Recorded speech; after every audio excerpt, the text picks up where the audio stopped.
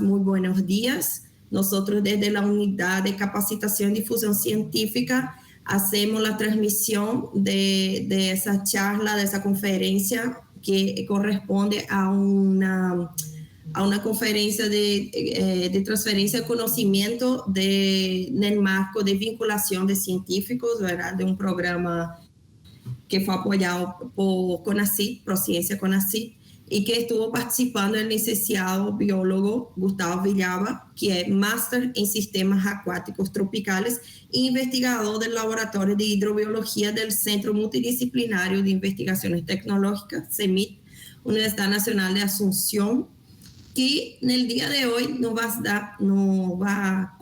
dar la conferencia Análisis de la biodiversidad beta como herramienta para el estudio de metacomunidades zooplanctónicas e embalses. Muy bienvenido, Gustavo. Muchas gracias por esa charla, por esa difusión. Muchas gracias, Gustavo, y te paso la palabra. Bueno, muchísimas gracias, Juliana. Es un honor para mí poder colaborar con la institución a través de estos trabajos de investigación. Y bueno, antes que nada, bueno, ya me presentaron, pero me vuelvo a presentar. Mi nombre es Gustavo Villalba. Y bien, yo quisiera agradecer primeramente al CONACYT, ¿verdad? A través de su convocatoria de becas de estancia de investigación. Entonces yo tuve la oportunidad para poder aprender nuevas herramientas para poder hacer estudios ecológicos. También me gustaría agradecer a la Universidad Pedagógica y Tecnológica de Colombia por haberme acogido. Gracias al doctor Jimmy Herrera y al doctor Nelson Aranguren y a todos los equipos de investigación desde el grupo SIGUA y del grupo UDESA por recibirme y por hacer ese intercambio de conocimiento entre pares biólogos y todos aquellos que trabajan en el área de ecología acuática. Y por último, quiero agradecer al CEMIT, que es la institución que me vio crecer, que me vio formar como profesional. Entonces el día de hoy voy a compartir para ustedes más o menos lo que sería mi experiencia realizando esta pasantía en la UPTC y cómo nosotros estamos realizando trabajos en colaboración para poder hacer estos estudios ecológicos. Y bueno, entonces el tema que yo le quiero presentar a continuación, como ya se lo había mencionado, es utilizar los análisis de diversidad beta como herramienta para el estudio de metacomunidades de zooplancton en embalses. Entonces este trabajo más o menos tiene muchos componentes. Entonces vamos a empezar con una pequeña introducción, ¿verdad? No sé si se me está escuchando bien. Súper bien, Gustavo. Puedes dar continuidad. Te estamos viendo y escuchando. Genial. Bien, entonces, el objetivo de la ecología en sí es básicamente describir los patrones los patrones en la distribución de las especies. Entonces, para ello, lo que nosotros trabajamos en ecología, realizamos estudios de diversidad. Estos estudios de diversidad, justamente, como su nombre mismo lo dice, incluyen variabilidad. Variabilidad en diferentes niveles. Entonces, podemos tener variabilidad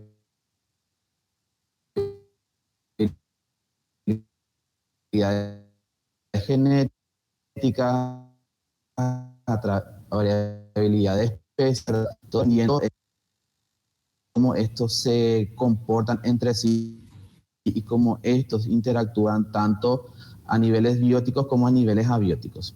Entonces siempre los ecólogos han realizado preguntas ecológicas a modo de resolver algunas cuestiones. Estas cuestiones podrían ser justamente en relación a qué niveles nosotros podemos trabajar y cómo en eso, dependiendo de la perspectiva de cada uno, entonces cómo se hacen estos patrones de relación. Entonces, muchos ecólogos, ¿verdad? Y biólogos normalmente suelen trabajar más con puntos específicos de muestreo. No obstante, muchos trabajos también tienen mucho que ver con escalas mucho más grandes. ¿Por qué? Porque hay que tener en cuenta que los ecosistemas no son ecosistemas cerrados, sino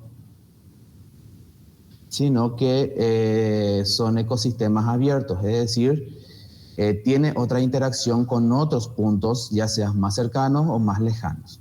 Por ejemplo, esta es una imagen satelital del embalse de la Copa que se encontraba en Colombia justamente.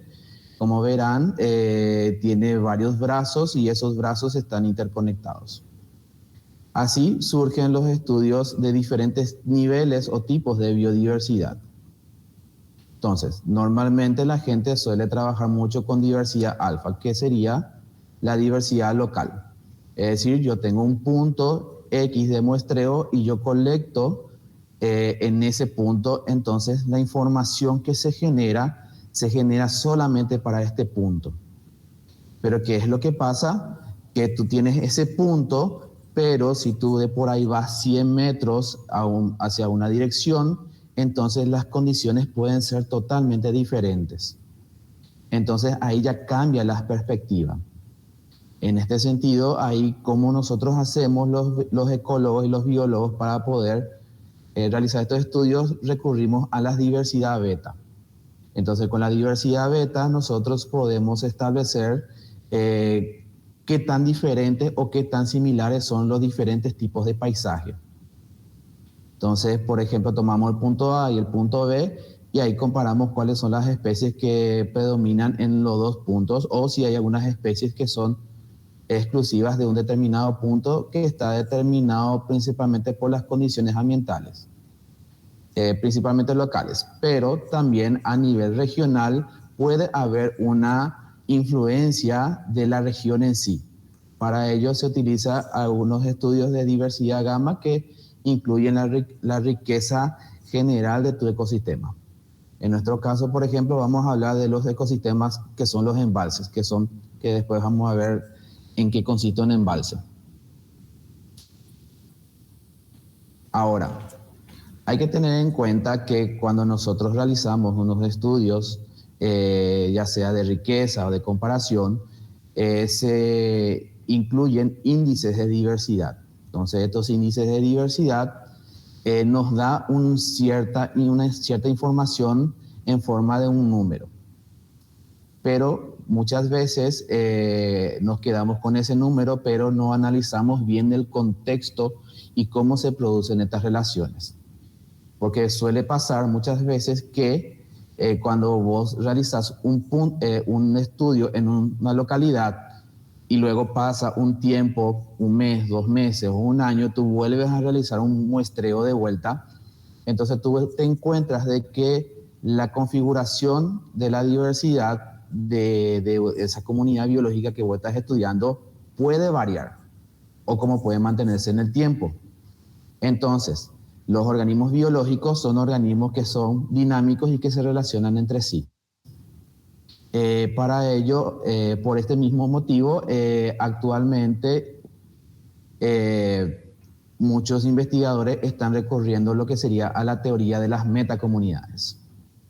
Entonces, una metacomunidad es, según su definición, un conjunto de comunidades locales vinculadas por la dispersión de múltiples especies que interactúan potencialmente.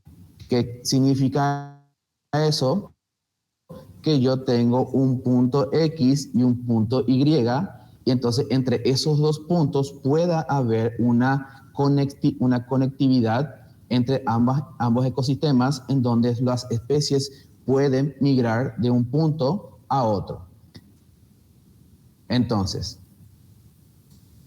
¿cómo se producen estos cambios a nivel de comunidad entre un punto A y un punto B?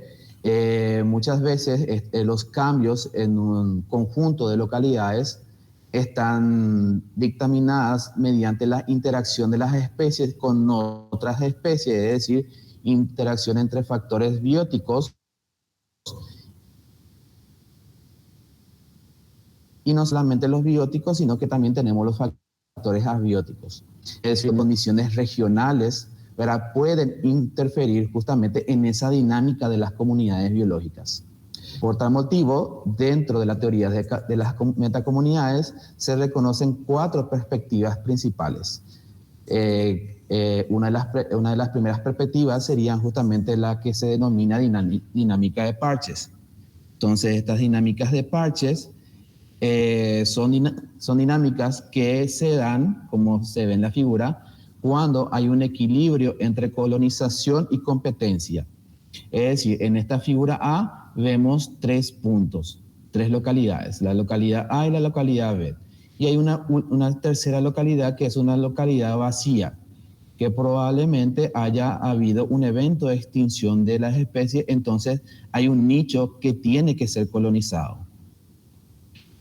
Por tal motivo, a través de diferentes mecanismos de dispersión, por ejemplo, tenemos algunas especies que son mejores competidoras cuando interactúan con otras especies, pero hay otras especies que tienen mejor capacidad para colonizar, ya sea por una mayor movilidad o una mayor tasa de reproducción.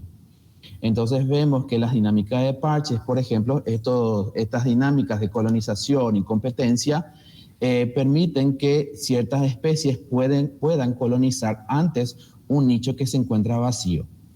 Y esto nos permite justamente explicar por qué de repente en un periodo de muestreo hubo una especie y después en otro periodo de muestreo pudo haber estado otra especie.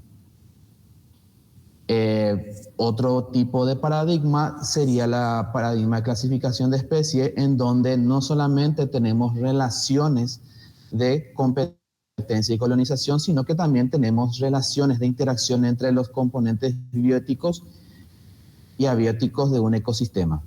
Entonces, ¿qué pasa? Una localidad que se encuentra ya colonizada, entonces algunas condiciones ambientales pueden filtrar a algunas determinadas especies que no se adaptan adecuadamente. Entonces, en el gráfico B, como lo vemos, la comunidad A tiene las mejores las condiciones ambientales de este punto, permiten que la comunidad A pueda sobrevivir, a diferencia de la comunidad B, que no puede colonizar debido a que las condiciones ambientales tuvieron un filtro sobre esa especie. Después tenemos el efecto de masa. El efecto de masa habla justamente que tanto la dispersión como los factores ambientales son bastante importantes justamente, pero aquí entran lo que serían las tasas de migración o las tasas de dispersión. Entonces, hay ciertas especies que tienen mejores tasas de migración, ¿verdad?, que les permite colonizar diferentes puntos. Y por último tenemos la perspectiva neutral, en donde las especies ahí pueden coexistir gradualmente a través de tanto las relaciones bióticas como abióticas. Entonces, estos paradigmas o estas perspectivas de las metacomunidades nos pueden ayudar a explicar diferentes fenómenos que se pueden observar en dos puntos diferentes o inclusive a través de un mismo punto pero sostenido en el tiempo. Entonces, según Leibol y otros autores también, los estudios de metacomunidades todavía están en una parte teórica. Entonces, la novedad del estudio que yo realicé en esta pasantía es buscar herramientas como para poder cuantificar estas perspectivas.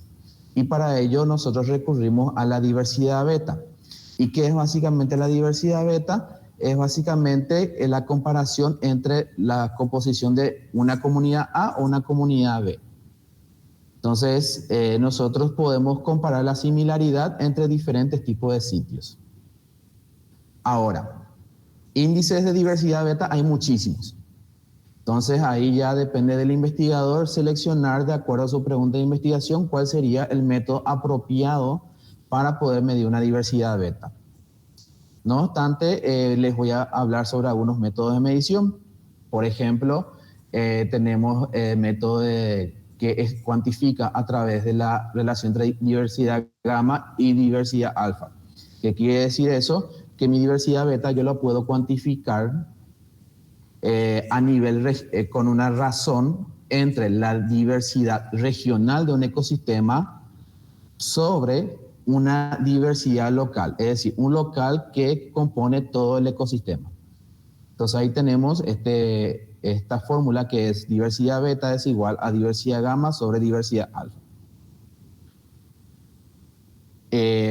Los estudios, otros tipos de estudios, y estos son los estudios más utilizados, son los que utilizan las diferencias en la composición. Entonces, en esta imagen nosotros tenemos tres tipos de ambientes. Tenemos un ambiente no perturbado, tenemos un ambiente perturbado y tenemos un ambiente moderadamente perturbado.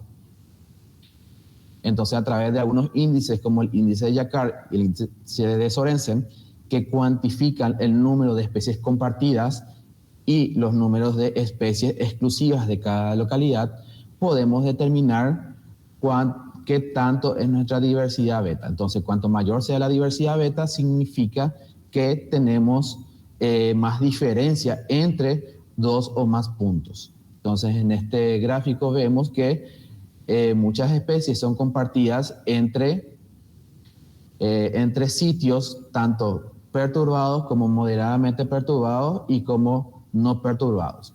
Entonces, dando continuación a la presentación, bueno, entonces tenemos dos índices que se basan principalmente en una secuencia binaria. ¿Qué significa eso? Es 1, 0. 1 significa presencia y 0 significa ausencia. Entonces, cada uno tiene sus diferentes especificidades que está en un libro llamado Midiendo la diversidad biológica de Magura. Bueno, entonces, prosiguiendo,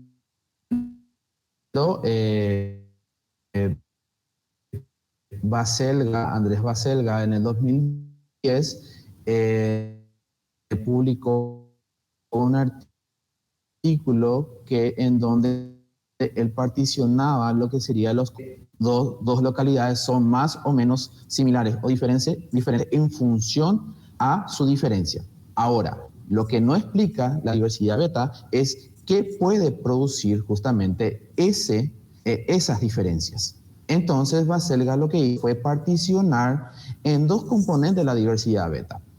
Entonces, primeramente tenemos lo que sería el turnover o recambio, en donde hay una sustitución de especies por otra como consecuencia de una ordenación ambiental o de ciertas limitaciones. Entonces, ¿qué es lo que pasa? Observar en la figura A tenemos tres sitios, perdón, en la figura B tenemos tres sitios en donde tenemos ciertas especies que comparten los tres sitios. Pero, ¿qué es lo que pasa? Tenemos otras tres especies que son exclusivas de cada sitio.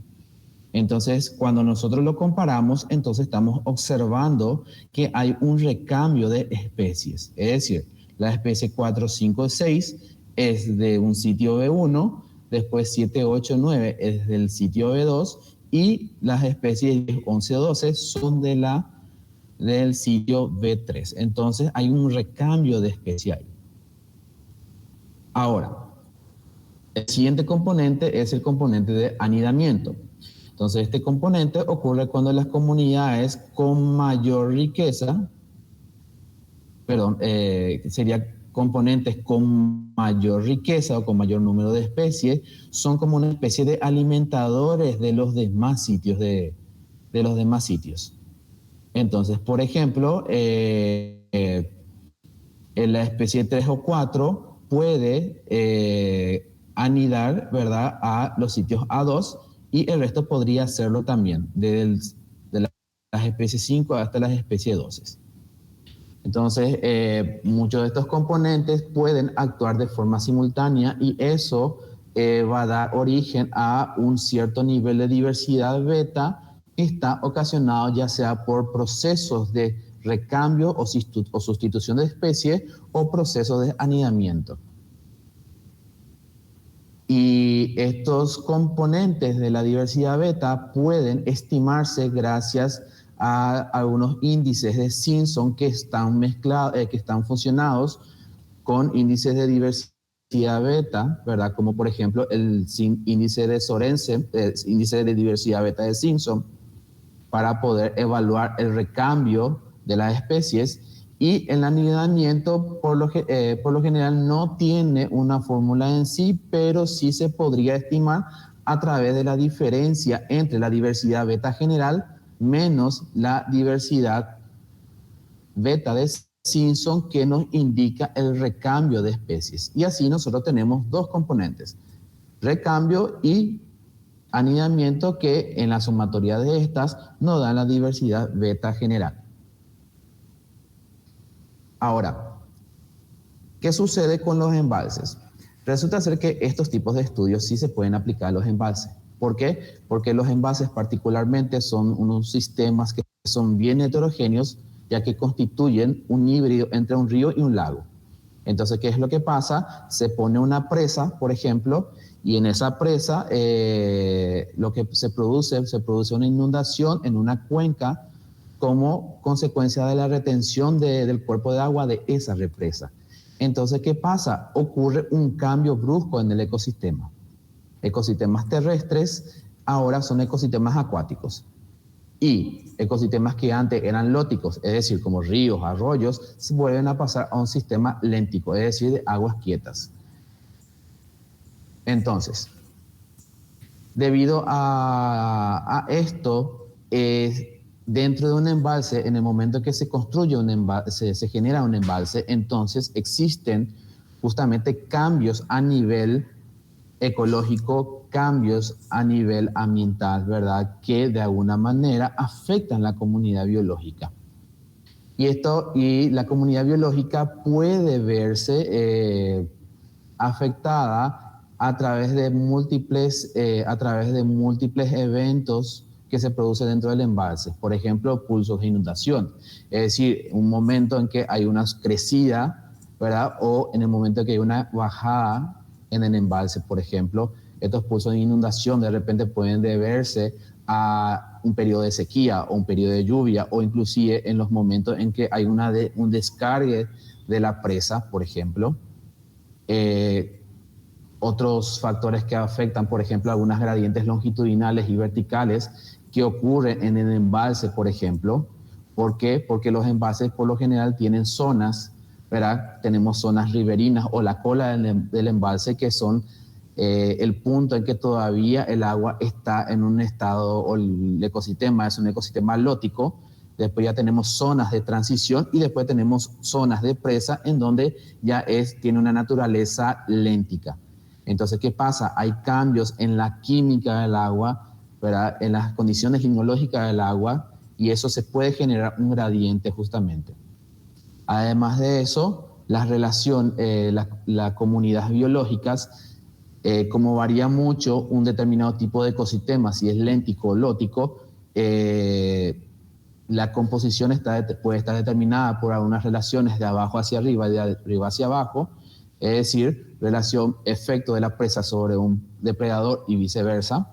Y además de eso, también los embalses suelen tener algunos problemas de acumulación de nutrientes, lo que puede derivar a problemas de eutrofización. Ahora, ¿por qué nosotros, viendo todo eso, tenemos componentes de diversidad beta, tenemos teoría de las metacomunidades aplicada a los embalses, pero ¿cuál es el papel del zooplancton?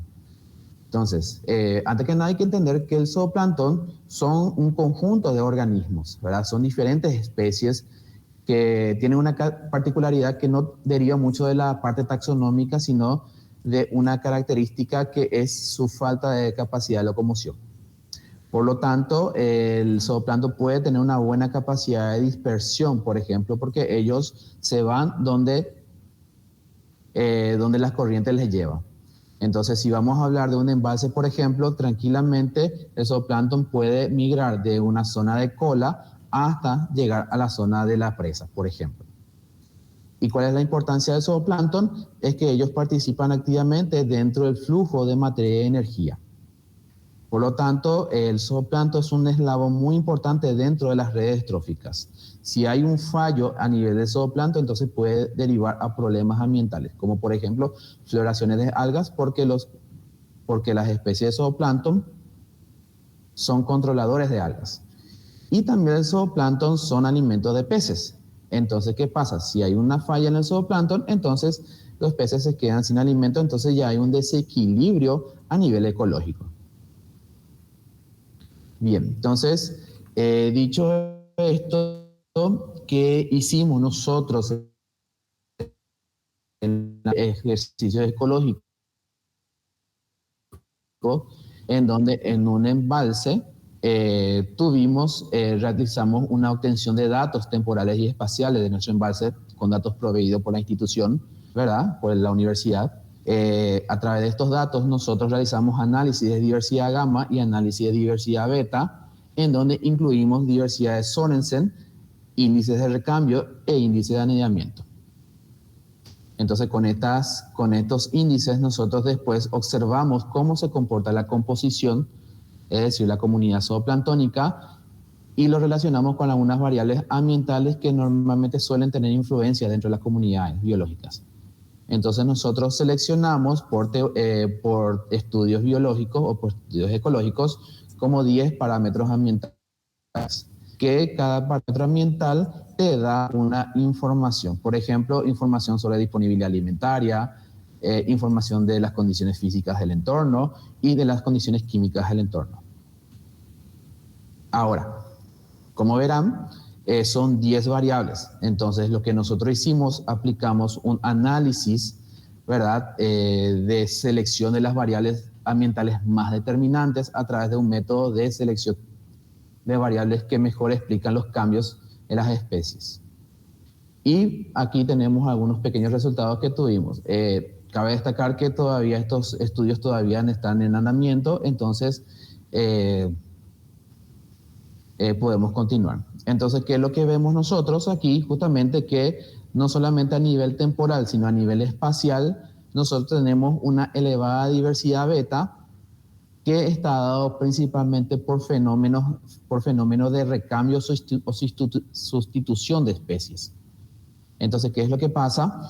Que las comunidades, o sea, los sitios que nosotros colectamos, que serían las zonas de los embalses, por ejemplo, cola, zona media, zona de presa, inclusive zona de postpresa, es decir, al otro lado de la presa, entonces, ¿qué vemos? Vemos que hay unas diferencias enormes en la composición de las especies. Y no solamente eso, sino que los puntos también suelen cambiar conforme pasan los periodos de muestreo. Entonces, ¿qué vemos? Vemos que las especies van cambiando. ¿Y esto qué significa? Significa que algunas condiciones ambientales podrían estar actuando como un centro organizador de las comunidades biológicas. Entonces, este es un análisis de ordenamiento donde realizamos la relación entre las especies con los factores ambientales. Y vemos aquí justamente que existen agrupamientos, ¿verdad?, determinados por qué tipo de variable ambiental es predominante. Por ejemplo, acá en nuestros estudios de tercera y de cuarta campaña está dado principalmente por un mayor contenido de clorofila y un mayor contenido de sólidos totales. Cabe resaltar que este análisis nosotros hicimos gracias a un análisis de redundancia basado en distancias. Este tipo de análisis se parte justamente de los índices de Jacquard y de Sorensen para poder determinar qué tanto se parecen las comunidades en función a las especies compartidas que tienen. Y aquí vemos que hay una gran diversidad de especies, se desarrolla justamente en estas condiciones de clorofila. En cambio, en ciertas condiciones de fósforo, de oxígeno disuelto o de transparencia, ya existen una dominancia de algunas especies que por lo general son mucho más grandes todavía, como Daphnia enneri y copepodos calanoides. ¿Y qué es lo que pasa? Estas especies principales que son bosmina y Hagmani son especies de tamaños totalmente diferentes. Entonces, ¿qué pasa? Hay una estructuración justamente de la comunidad zooplanctónica en función a la disponibilidad de alimento y en función a las condiciones ambientales. Entonces, con mayor contenido de clorofila, entonces zooplanctos pequeños de repente tienen un poco más de posibilidades de sobrevivir. ¿Por qué? Porque hay mucha disponibilidad de alimento. Pero cuando las condiciones de alimentos están escaseando, entonces ahí entran los organismos de mayor tamaño que por lo general son mejores competidores. Y al ser mejores competidores, ahí desplazan justamente la población de otras especies. ¿Por qué? Por las relaciones de competencia. Entonces, ¿cómo nosotros podemos aplicar justamente a los estudios de metacomunidades? Gracias a estos resultados podemos responder a algunas teorías ecológicas que son derivadas por las perspectivas. Por ejemplo, aquí estos estudios demuestran que en este ensayo ecológico que nosotros hicimos, el embalse se comporta más con una perspectiva de clasificación de especies donde actúan interacción de factores bióticos y abióticos. Y bueno, quiero reiterar de vuelta mis agradecimientos al CEMIT, a la UPTC y al Consejo Nacional de Ciencia y Tecnología, CONACYT, por esta oportunidad para que nosotros podamos hacer esta transferencia de conocimiento, y en base a eso nosotros podemos realizar muchos más estudios que podrían ser aplicados a estrategias de conservación, por ejemplo. Y bueno, muchas gracias a todos y a todas. Muchas gracias, Gustavo.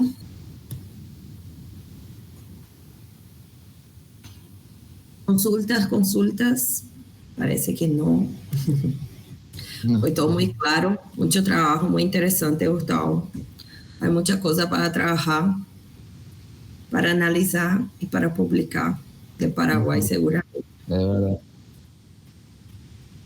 Y legalmente aquí la cuestión hacer convenios con las diferentes instituciones para poder hacer trabajos mucho más multidisciplinarios, por ejemplo. Interesante. Acá te consultan, Gustavo, si el comportamiento del embalse es más similar a un lago o hay diferencias. Sí, hay diferencias. Por ejemplo, primera diferencia es que el tiempo de retención. Entonces, ¿qué es lo que pasa? El tiempo de retención de repente en los lagos puede ser mucho más elevado que en los embalses.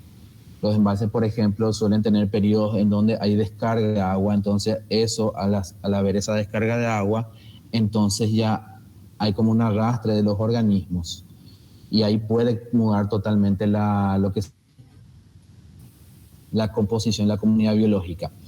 Otra diferencia entre los lagos, por ejemplo, es el tiempo a escala geológica.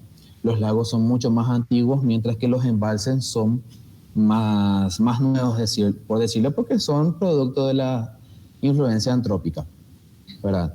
Y obviamente que los lagos normalmente tienen una distribución un poco más delineada, ¿verdad? En cambio, los embalses suelen tener muchas ramificaciones y se conectan con otras cuencas así. Entonces, sí hay comportamientos diferentes entre un embalse y un lago, pero también suelen haber algunas semejanzas, principalmente en las zonas de presa de un embalse donde ya las condiciones son mucho más lénticas. Pero tenemos que tener en cuenta que un embalse es una transición entre un ecosistema alótico, que es un arroyo o un río, y un sistema léntico que puede ser un lago. No sé si responde la pregunta. Yo creo que sí. Sí, dice Michelle Cambia. Bueno, entonces una vez más les recordamos que Gustavo se encuentra trabajando en el CEMIT, entonces pueden venir a acercarse, a visitarle, a enviar consultas también en el correo que le enviamos y podemos dirigir. O si quiere, Gustavo, creo que no compartiste tu correo, puedes compartir tu correo en la caja de mensajes. Pero lo comparto aquí. Entonces, si tiene alguna consulta referente al tema, pueden consultar directamente. Bueno, muchas gracias a todos. Y como les digo, pueden visitar también nuestro canal de YouTube del CEMIT y ahí van a encontrar también las conferencias anteriores de diversos eventos y queden atentos a nuestras redes sociales también, LinkedIn, tenemos Facebook y ahí también pueden estar al tanto de las conferencias, los eventos que estamos organizando. Bueno, muchísimas gracias a todos. Muchas gracias, Gustavo. Nos vemos. ¿Alguna palabra? Gracias a todos. Para cerrar.